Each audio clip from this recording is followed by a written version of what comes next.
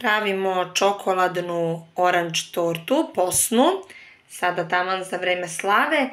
Napravili smo kore, 2 kore smo napravili, presekli smo na pola, kore su izuzetno mekane, tanke, malo ide džema, kakao, voda gazirana, brašno, šećer, gustin, peku se na 200 stepeni 12 minuta, umutili smo sada margarin sa prah šećerom, dodat ćemo orase, keks i pomoranđu, sok od pomoranđe, tako da ćemo sada da umutimo sve i da filujemo.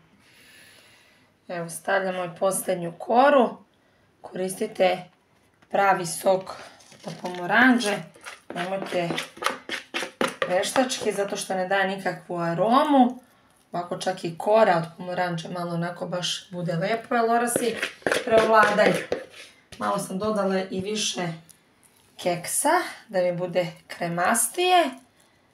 Tako da samo malo ćemo poslije da ukrasimo sa pomoranđom i bit će torta fantastična. Brzo se sprema, tako da probajte.